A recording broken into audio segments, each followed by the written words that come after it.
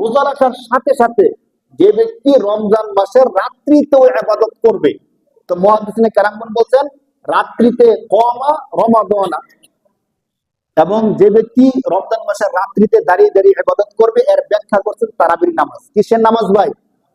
তারাবির নামাজ তো আমরা রমজান মাসে দাঁড়ায় দাঁড়ায় পড়ি রাত্রিবেলাতে। তো রাত্রিবেলাতে যারা দাঁড়ায় দাঁড়ায় তারাবির নামাজ আদায় করবে, আল্লাহ রাসূল বলেন গুফিরা লাহু মা তাকাদ্দামা মিন যামবি, আল্লাহ তাআলা ওই ব্যক্তির সমস্ত গুনাহগুলো কি করে দিবেন? ক্ষমা করে দিবেন। সুবহানাল্লাহ। এই জন্য রমজান মাসে যেমন ভাবে আমরা 30টা রোজা রাখবো, অনুরূপ ভাবে আমরা রমজান মাসে 30টা তারাবিও পড়বো ইনশাআল্লাহ। অনেক ভাই আছে এমন, ধরেন কোনো কারণে সে রোজা রাখে না, তো তাকে যদি বলেন যে ভাই আসেন তারাবি পড়েন, তো সে বলে আমি তো রোজা রাখি নাই, তো আমার কি তারাবি হবে? মানে আমাদের মধ্যে একটা সংশয় এমন আছে যে রোজা রাখলে তারাবি পড়া যায়, আর রোজা না রাখলে তারাবি পড়া যায় না। যে ব্যক্তি রোজা রাখে সে তারাবি পড়ে, যে রোজা রাখে না সে তারাবি পড়ে না। তো বিষয়টা একটা ইবাদতের সাথে আরেকটা ইবাদত কি না, সংযুক্ত না। গুনাহ করতেছি, গুনার জন্য আলাদা শাস্তি, আবার ইবাদত করতেছি, ইবাদতের জন্য আমাদের আলাদা পুরস্কার। ঠিক কিনা বলেন? মানে রোজা রাখছি না, এটা তো মারাত্মক একটা গুনাহ করছি, তারাবি যদি ছেড়ে দিই এটা কি আরেকটা গুনাহ হবে না ভাই? অন্তত কিছু না কিছু একটা থাকুক, আমি যেন আল্লাহর কাছে একটু বলতে পারি যে আল্লাহ তারাবি নামাজটা তো করছিলাম, তো রোজাও রাখছেন না, তারাবি যদি ছেড়ে দেন তো হবেটা কি? বাকি তারাবির মধ্যে আমাদের সবচেয়ে গুরুত্বপূর্ণ যে একটা পয়েন্ট, সেটা হলো রমজান মাসে তারাবির উসিলায় আমাদের একটা কোরআন খতম হয়ে যায়। সুবহানাল্লাহ। এটা কিন্তু সাধারণ কোনো বিষয় না। আমাদের এমন আছে অনেকে যে সারা জীবনে একটা কোরআন খতম করতে পারি না, এমন আছি না ভাই অনেকে? মানে কোরআন সে পারি না, এই জন্য কোরআন সারা জীবনও, যদি আমরা এমন বলি যে এই বছরে একটা খতম দিচ্ছেন, এমন কি আছে? হয়তো অনেক ভাই থাকবেন যে সারা বছরে কি করতে পারেন, একটা কোরআন খতম দিতে পারি না, 1 নম্বর কথা। 2 নম্বর কথা হলো কোরআন খতম দিলেও আমরা যেহেতু কোরআনকে শুদ্ধভাবে পড়তে পারি না, অনেক ভুল আমাদের থেকে যায়। তাহলে সহি শুদ্ধভাবে সারা বছরে আমরা একটা কোরআন খতম আমাদের দেওয়া হয় না। রমজান মাসে এই তারাবির উসিলায় অন্তত রাত্রিবেলা দাঁড়ায় দাঁড়ায় আমরা যারা কোরআন শরীফ শুনি, তাদের কি হয়? সহি শুদ্ধভাবে আল্লাহ কোরআনটা সূরা ফাতিহা থেকে সূরা নাস পর্যন্ত একটা খতম করার সওয়াব হয়। সুবহানাল্লাহ। দেখেন, আমি কোরআন পড়তে পারি না, এই জন্য কোরআন খতম করতে পারি না, অথবা আমি কোরআন পড়তে পারি কিন্তু আমার ভুল হয়, তাহলে ভুল হলো তো সব হইল না। কিন্তু রমজান মাসে যদি তারাবির নামাজটা পড়ি, এই উসিলায় সহি শুদ্ধভাবে আমার কোরআন খতম হয়ে গেল। কিভাবে? আল্লাহ রাসূল সাল্লাল্লাহু আলাইহি সাল্লাম বলেন কোরআন তেলাওয়াত করলে যেমন সওয়াব হয়, মনোযোগ সহকারে কোরআন শরীফ শ্রবণ করলে সমান সওয়াব হয়। সুবহানাল্লাহ। আপনাদেরকে আরো কিছু গুরুত্বপূর্ণ কথা বলি। এখন যে আবাদত গুলো করি, আবাদতের মধ্যে যদি একটা আবাদতে একটা সওয়াব হয়, রমজান মাসে একটা আবাদত করলে কয়টা সওয়াব আপনারা বলেন? 70টা সওয়াব। রমজান মাসে একটা আবাদত করলে কয়টা সওয়াব হয়? এখন এই রমজানের আগে যদি আমরা কোরআন খতম দেই একটা, তাহলে একটা কোরআন খতমের সওয়াব। রমজান মাসে যদি আমরা কোরআন খতম দেই একটা, তাহলে কয়টা কোরআন খতমের সওয়াব? চিন্তা করে দেখেন, সারা বছরে কি 70টা কোরআন খতম দিতে পারি? পারি না তো। তাহলে রমজান মাসে যদি আপনি নিয়ত করেন যে এই বছর অন্তত আমি তারাবি নামাজগুলো মিস করবো না, কিচ্ছু করতে হবে না, শুধু ইমাম সাহেবের পিছনে দাঁড়ায় দাঁড়ায় তারাবি নামাজটা পড়ছেন, আর কিছু করেন না করেন, আপনার আমল নামার মধ্যে 70টা কোরআন খতমের সওয়াব এসে যাবে। সুবহানাল্লাহ। শুধু এতটুকু না, ওলামায়ে কেরামগণ আরো বলছেন যে আল্লাহ পাক রব্বুল আলামিন 70 থেকে বৃদ্ধি করে সওয়াব 7,000 পর্যন্ত দিবেন। কত হাজার পর্যন্ত? ওলামায়ে কেরামগণ বলছেন স্পষ্ট। এখন যদি আমরা 70 এর বৃদ্ধি করে নিয়ে যাই, একটা কোরআন খতমের সওয়াব যদি আল্লাহ 70 থেকে বৃদ্ধি করেন, তাহলে কয় হাজার কোরআন খতমের সওয়াব? 7,000 কোরআন খতমের সওয়াব। অথচ আমি কোরআন পড়তে পারি না, কিন্তু তারাবির নামাজ ইমাম সাহেবের পিছনে দাঁড়ায় দাঁড়ায় পড়ার কারণে আমার আমল নামার মধ্যে কত সওয়াব চলে আসছে ভাই? 7,000 কোরআন খতমের সওয়াব চলে আসছে। সুবহানাল্লাহ। এই অফারটা আমরা কেউ মিস করবো না ভাই, যেহেতু আমাদের মসজিদের মধ্যে খতমে তারাবি হয়। আঞ্চলিক এলাকা সহ অনেক মসজিদ এমন আছে খতমে তারাবি হয় না। তো খতমে তারাবি না হওয়ার কারণে কি হয়? একে তো সারা বছর কোরআন খতম করার সুযোগ নাই, রমজান মাসে কোরআন খতমের কি হয় না, সুযোগ হয় না।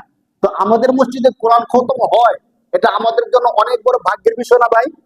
আমি কোরআন তেলাওয়াত করতে পারি না, সময়ের ব্যস্ততার কারণে কোরআন খতম করতে পারি না, কিন্তু এমন সুন্দর একটা সুযোগ যে আমি কোরআন পড়তে না পারা সত্ত্বেও রমজান মাসে শুধু তারাবির নামাজ পড়ার মাধ্যমে আমার আমলনামায় 70টা কোরআন খতমের সওয়াব নিয়ে নেওয়ার সুযোগ আছে।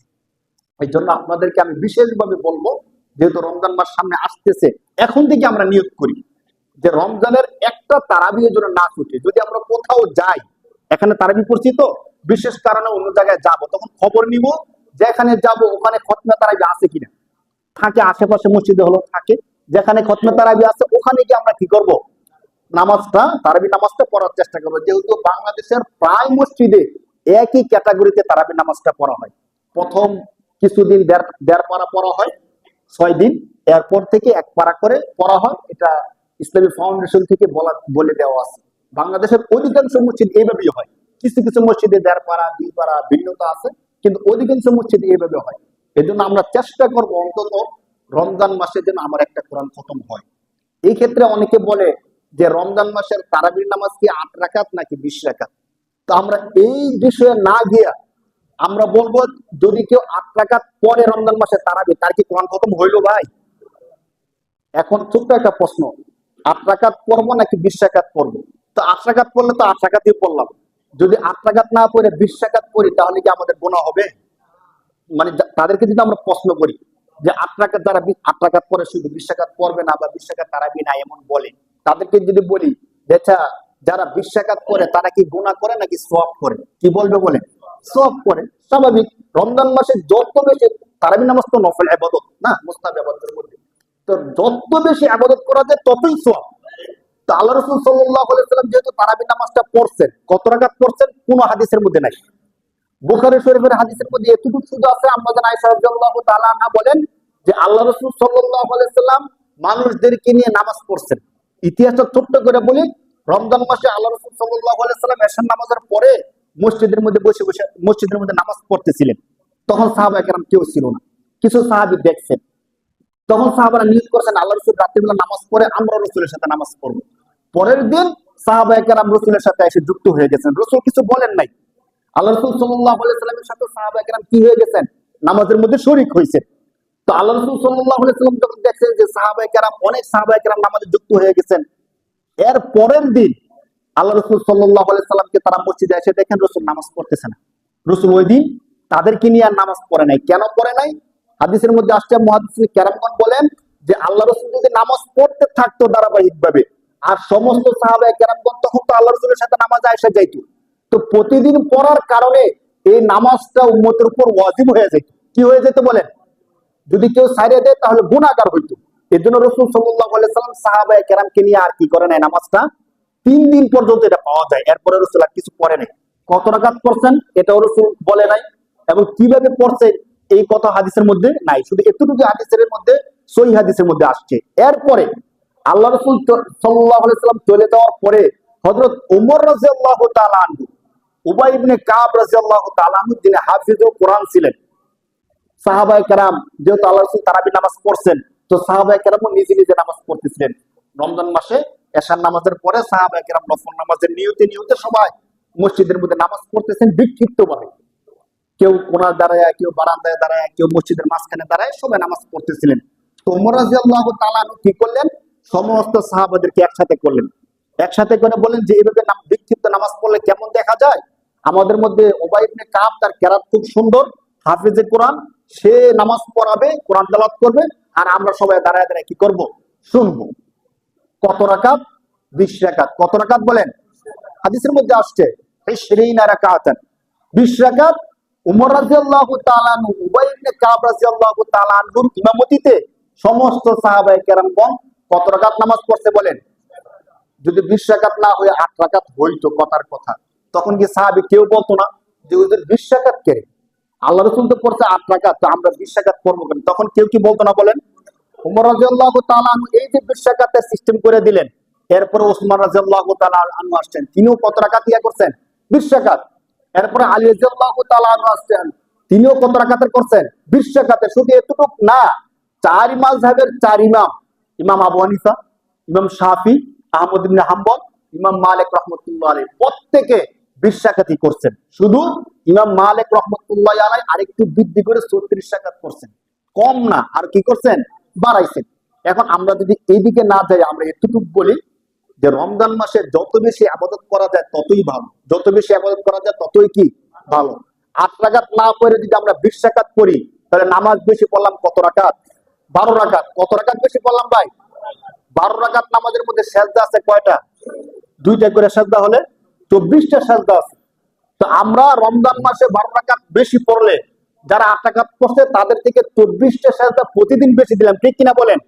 12টা রুকু বেশি করলাম, কোরআন খতমটা আমাদের কি হয়ে গেল। এই জন্য আমি বলি, আল্লাহ রাসূল সাল্লাল্লাহু আলাইহি সাল্লাম হাদিসের মধ্যে বলছেন, আলাইকুম বিসুন্নতি ওয়া সুন্নাতিল খুলাফায়ে রাশিদিন আল মাহদিয়্যিন। হে উম্মত, তোমাদের জন্য আবশ্যক হলো আমি নবীদের সুন্নাহকে মানবা, আদর্শকে মানবা, এবং খুলাফায়ে রাশিদিন যারা ছিল তাদের আদর্শকে কি করবা? মানবা। তাহলে তারাবির নামাজ যদি আমরা 20 রাকাত পড়ি, তাহলে ওমর রাদিয়াল্লাহু তাআলা আনহুর আদর্শকে আমাদের কি হয়ে গেল? মানা হয়ে গেল, 1 নাম্বার। 2 নাম্বার, পরবর্তীতে আহলুস সুন্নাহ ওয়াল জামাতের সমস্ত উলামায়ে কেরামগণ 20 রাকাত তারাবি নামাজ পড়ছেন এবং পড়তে বলছেন, এই জিনিসটা মানা হয়ে যায়। 3 নাম্বার, সারা বছর আমরা কোরআন খতম করার কোনো সুযোগ হয় না, হয়তো আমরা পড়তে পারি না, নয়তো ব্যস্ততার কারণে পড়ি না। কিন্তু রমজান মাসে যদি 20 রাকাত তারাবি নামাজ পড়ি, অন্যান্য ইবাদত বেশি হওয়ার সাথে সাথে অন্তত কোরআন খতমটা আমাদের কি হয়ে গেল ভাই? বেশি হয়ে গেল। এই জন্য আমরা রমজান মাসে তারাবি নামাজ পড়বো 20 রাকাত। কত রাকাত পড়বো ভাই? ইনশাআল্লাহ 30টা রমজানে 30টা রোজা রাখবো এবং 30টা তারাবির নামাজই পড়ার নিয়ত করবো, বলেন ইনশাআল্লাহ। যাতে করে হাসরের দিন আমার আমলনামার মধ্যে অনেকগুলো কোরআন খতমের সওয়াব থাকে। না, দেখেন আল্লাহ তাআলা কোরআন নাযিল করছেন, আমি আল্লাহর এত বড় একটা কোরআন আমি একদিনও খতম করতে পারলাম না। যদি এমন কেউ থাকেন যে সারা জীবনে একটা কোরআন খতম করতে পারি নাই, আবার তারাবির নামাজও পারি নাই, তাহলে কি হবে? মৃত্যু পর্যন্ত কোনো কোরআন খতম নাই। কিন্তু তারাবির নামাজটা পড়লে অন্তত এতটুকু বলা যায় যে আমি নিজে পড়তে পারি নাই, কিন্তু তারাবির উসিলায় আমার আমলনামার মধ্যে একটা কোরআন খতম, একটা রুসিলায় 70টা, 70টা রুসিলায় 7,000 কোরআন খতমের সওয়াব। সুবহানাল্লাহ, সুবহানাল্লাহ।